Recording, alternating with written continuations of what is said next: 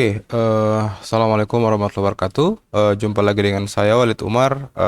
Pada video kali ini kita akan membahas terkait Pihol ya. Jadi Pihol merupakan salah satu aplikasi yang biasanya digunakan untuk melakukan proses pemblokiran iklan pada jaringan.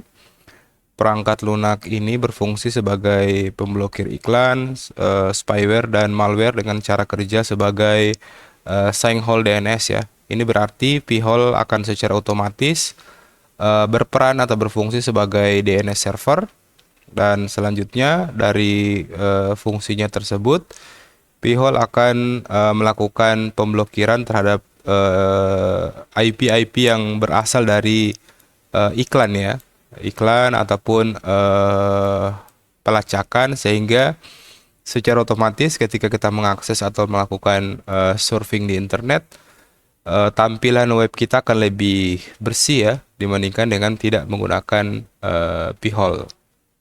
Jadi pada video kali ini kita akan melakukan implementasi konfigurasi P-hole pada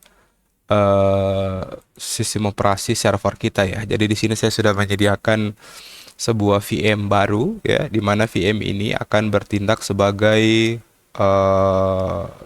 DNS server atau DNS sinkhole, di mana dia akan melakukan pemblokiran terhadap iklan-iklan yang melewati jaringan ya, sehingga selain dapat membuat surfing kita atau browsing kita menjadi lebih lancar, P-hole juga dapat membuat kita untuk bisa menghemat kuota ya ataupun konektivitas internet kita. Jadi kita akan login terlebih dahulu ke servernya.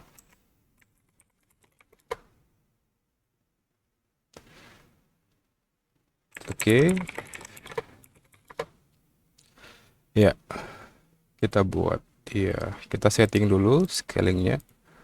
Nah, ini sudah masuk ke servernya.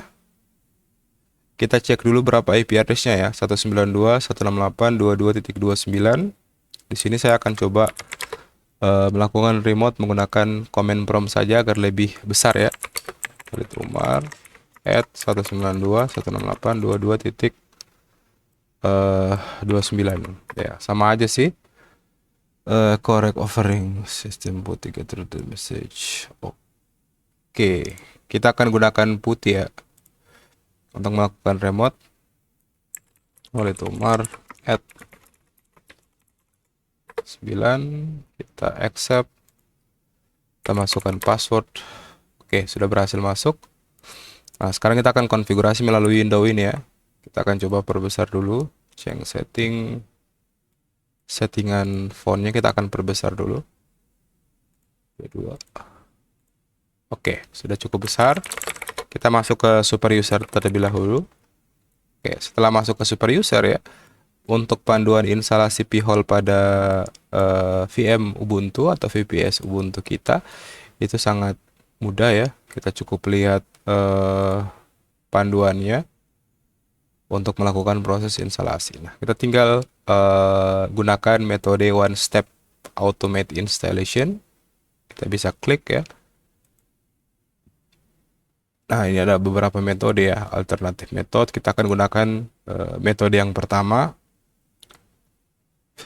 Sebelumnya pastikan kita sudah menginstal CURL dulu ya. Oke, CURL-nya sudah terinstall. Selanjutnya kita bisa langsung melakukan proses instalasi. Kita tinggal paste dan enter. Maka sistem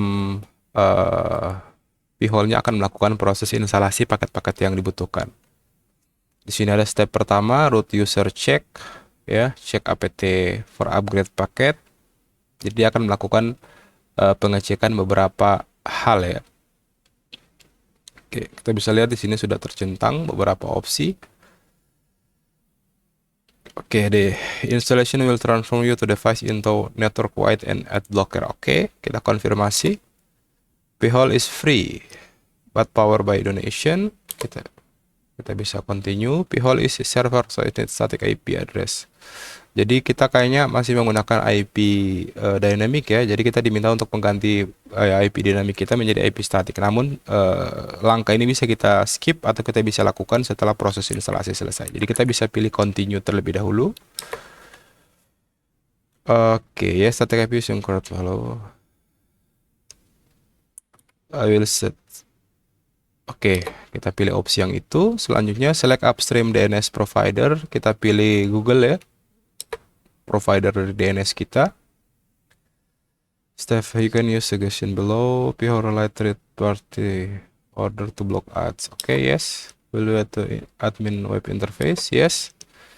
Web server is required for admin. Dia akan melakukan proses instalasi untuk web servernya dan web servernya akan menggunakan like HTTPD dan akan melakukan proses instalasi PHP modul ya yang dibutuhkan. Kita bisa yes saja. Would you like to enable query logging? Yes. Select provider for FTL. Kita bisa continue. Nah, proses instalasinya akan jalan. Oke. Kita cukup menunggu ya hingga proses instalasi dari P-hole-nya selesai. Jadi umumnya P-hole ini digunakan pada beberapa provider ya, beberapa provider yang RT/RW-NET ataupun provider ISP. Umumnya P-hole ini akan biasanya digunakan untuk melakukan filtering DNS sehingga DNS atau konten yang diakses oleh user itu bisa lebih clear lagi sehingga akan membuat traffic itu menjadi lebih stabil ya karena tidak memuat iklan ataupun spyware ataupun malware ya. Dengan P-hole juga kita bisa melakukan proses yang juga kita kenal dengan DNS ya. Jadi kita bisa membuat DNS di jaringan lokal kita sehingga ketika kita ingin mengakses network ya, suatu network kita akan lebih mudah. Oke, bisa dilihat di sini proses instalasinya komplit ya. IP-nya 22.29. Web interface-nya bisa diakses melalui IP berikut 192.168.2229/admin. Passwordnya adalah ini. Ya, kita bisa enter. Dan proses instalasinya sudah selesai. Installation complete. Kita bisa buka web browser ya untuk mengakses. IP address-nya adalah 192.168.22.29/admin. Nah, P-hole-nya langsung terbuka. Nah, di sini ada password ya, web interface password. Ini password default. Jadi kita bisa mengganti. This can be changed using P-hole -a -p. Jadi kita akan coba ganti P-hole -a spasi -p. Kita akan ganti. Oke, new password set, kita cukup connect aja. Ketik aja enter dan P-hole-nya sudah berhasil kita setup ya. Nah, di sini tampilan interface-nya seperti ini ya. Kita bisa cek salah satu persatu untuk menu-menunya. Ada query log. Di sini akan menampilkan query yang masuk dan keluar, ada groups ya. Ada client ya, akan menampilkan jumlah klien yang sudah menggunakan. Ada domain yang akan kita buat sesuai dengan kebutuhan kita. Selanjutnya ada add list ya, daftar dari website ads, disable blocking, local DNS. Nah, di sini kita bisa menambahkan DNS di jaringan lokal kita. Ketika kita misalnya kita punya sebuah IPTV ya, IPTV itu kita ingin akses menggunakan domain ya, kita bisa buat di sini ya. Ada CNAME record juga. Selanjutnya ada P-hole diagnosis ya, jadi sangat banyak sekali fitur yang bisa kita gunakan untuk melakukan proses analisa. Dan di sini ada setting ya, FTL-nya versi berapa. Kita bisa melakukan proses disable, restart dan lain sebagainya. Ada DNS-nya ya. Kita di sini secara default menggunakan DNS Google. Selanjutnya ada DHCP ya, DHCP server. Terus ada web interface ya, kita bisa pilih tampilan dari web interface yang kita gunakan. Oke, selanjutnya kita akan uji coba ya. Kita akan coba ganti DNS server kita dan akan kita coba arahkan ke p-hole-nya ya. Kita coba cek ipconfig/all DNS server kita mengarah ke DNS server ya, ke 111 ke Cloudflare ya. Kita akan coba ganti DNS servernya Ethernet.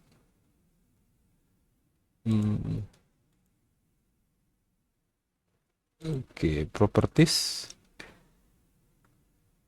tapi versi 4 DNS. Ya, kita akan coba ganti DNS-nya ke 192.168.22.29 ya, sesuai dengan IP dari DNS servernya, dan alternate DNS-nya kita disable. Oke, kita cek kembali. Harusnya DNS servernya sudah diganti untuk Ethernet ya. Oke, untuk Ethernet adapternya sudah diganti ya ke 22.29 ya. Oke, kita coba cek ya query-nya apakah sudah masuk. Oke, kita akan coba browsing misalnya google.com.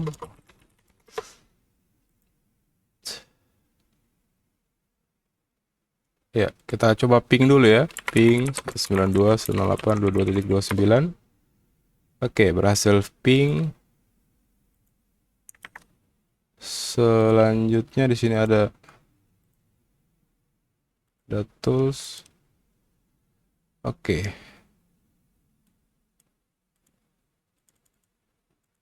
Ignore query ya. Ada permasalahan pada konfigurasinya. Ya, oke. Permasalahan tadi itu disebabkan oleh karena kita belum melakukan atau mengaktifkan fitur kita belum mengallow ya opsi ini ya. Di sini kita harus mengallow opsi agar seluruh request DNS dapat di forward ya. Jadi kita cukup pilih permit allow origin. Terus kita bisa save ya. Jadi sekarang p-hole ini akan bertindak sebagai standalone server ya. Jadi kalau kita pilih opsi yang ke ini respond only interface, berarti dia akan berfungsi sebagai router ya. Nah, di sini kita bisa balik ke dashboard dan kita akan coba kita bisa lihat ya. Di sini ketika saya sudah mengarahkan query-nya itu langsung jalan ya. Ada total query, ada query yang diblok, ada presentasi blockingnya, ada domainnya. Jadi kita bisa lihat list query yang diblok ya. Ini query yang diblok adalah berasal dari domain beacon 5. Nah, jadi IP atau domain-domain yang diblocking ini adalah biasanya berisi spyware ya. Spyware ketika kita buka YouTube itu query-nya akan kembali mendeteksi ya. Nah, sehingga tampilan YouTube kita menjadi lebih clear ya. Lebih bersih ketika kita buka website seperti merdeka.com atau detik.com ya.